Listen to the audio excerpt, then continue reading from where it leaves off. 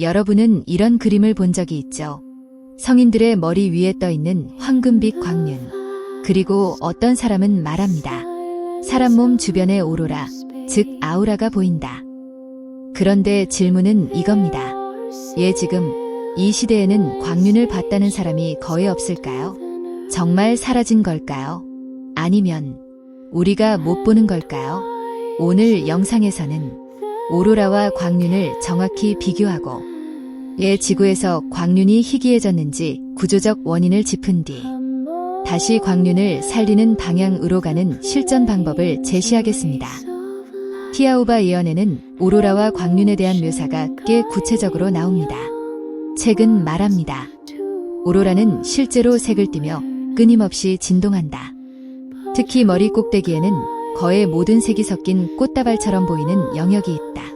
그리고 결정적으로 머리 주변에는 황금빛 광륜이 있는데 가장 영적으로 높은 사람과 타인을 돕기 위해 자신을 희생한 사람에게서 더 뚜렷하다. 책은 여기서 한 번 더 강하게 못을 박습니다. 성화 속 광륜은 상징만이 아니라 그 시대의 일부 화가들은 실제로 그것을 봤기 때문에 그렸다고 말하죠. 2부 오로라와 광륜, 무엇이 다른가? 여기서 우리는 오로라와 광륜을 분리해서 이해해야 합니다. 오로라, 아우라, 전신을 둘러싼 에너지 상태 표시창입니다. 건강, 감정, 의도, 컨디션에 따라 색과 밝기가 수시로 흔들립니다. 광륜, 헤일로, 머리 주변에 생기는 황금빛 안개 같은 띠. 오로라의 일부이기도 하지만 그냥 색이 예쁜 오로라가 아닙니다. 의식이 높은 쪽으로 정렬되고 자기중심성이 약해졌을 때 드러나는 표지로 설명됩니다.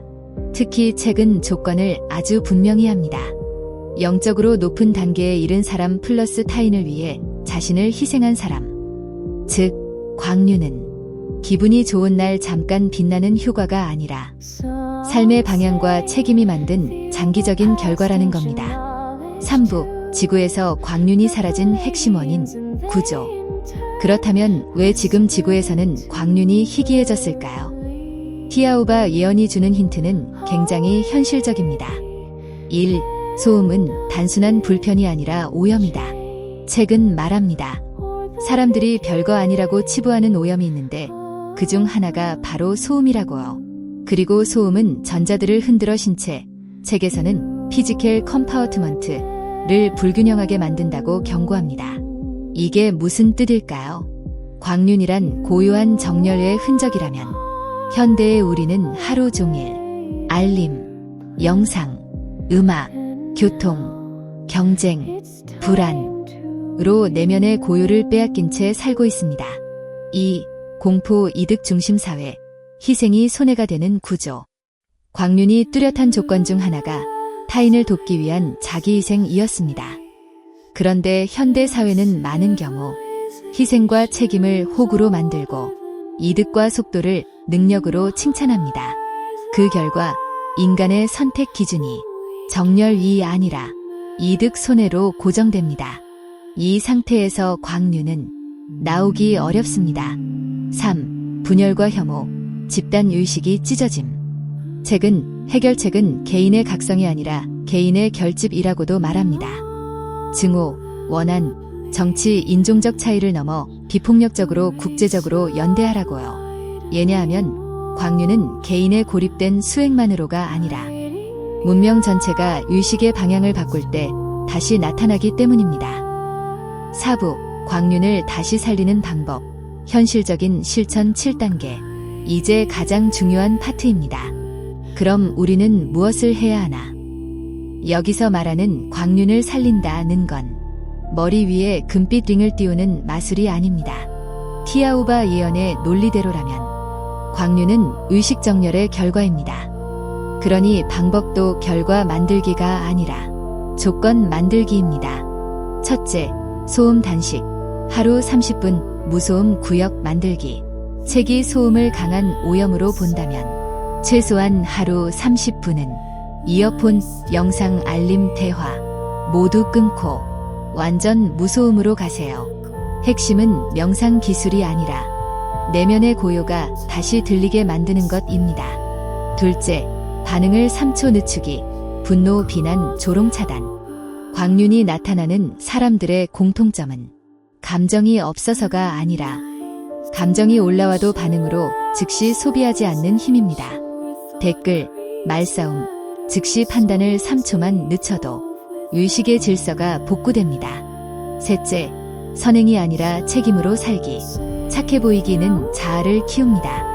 하지만 책임은 자아를 낮춥니다. 광륜의 조건은 결국 자기희생에 가까운 책임이었습니다. 오늘 할 수 있는 가장 현실적인 책임은 약속을 지키기, 안전을 지키기, 가족, 동료를 보호하기, 거짓을 줄이기, 입니다. 넷째, 돕기의 단위를 키우기. 개인에서 작은 공동체로. 책은 개인의 결집을 말합니다. 혼자 고상해지는 것보다 작은 공동체에서 서로 돕고 서로 지키고 갈등을 줄이는 실천을 시작하세요. 광륜은 혼자의 빛이 아니라 문명의 방향이 바뀌는 빛에 가깝습니다. 다섯째, 위도 정화. 하루 한 번 내가 지금 원하는 건 뭐지? 오로라, 아우라는 위도와 컨디션에 따라 빛이 달라진다고 했죠. 그러면 가장 빠른 실천은 매일 한 번 스스로에게 묻는 겁니다. 이건 진짜 필요인가? 욕망인가? 누군가를 이기려는 마음인가? 살리려는 마음인가? 광륜은 위도가 바뀔 때 가까워집니다. 여섯째, 희생의 오해를 푼다. 나를 망가뜨리는 희생은 금지. 자기 희생은 나를 파괴하는 게 아닙니다. 욕망을 한 단계 내려놓는 것입니다. 수면과 건강, 그리고 가족을 무너뜨리는 희생은 오히려 오로라를 탁하게 만들 수 있어요. 일곱째, 마지막, 보여주려는 마음을 내려놓기. 광륜은 보여주기로는 절대 생기지 않습니다. 목표가 빛나 보이기가 되는 순간 자아가 커지고 정열은 깨집니다. 그래서 가장 역설적인 결론은 이겁니다. 광륜을 원하지 않을 때 광륜의 조건이 완성된다. 오늘 내용을 한 문장으로 정리하겠습니다. 오로라는 지금의 상태이고 광륜은 삶의 방향이 만든 결과입니다.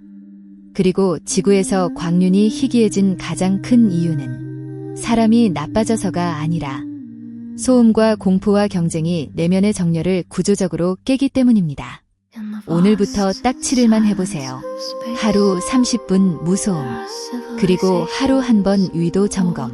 그 7일 동안 여러분의 삶이 더 화려해지지는 않을 겁니다. 하지만 아마도 더 조용해지고 더 밝아질 겁니다.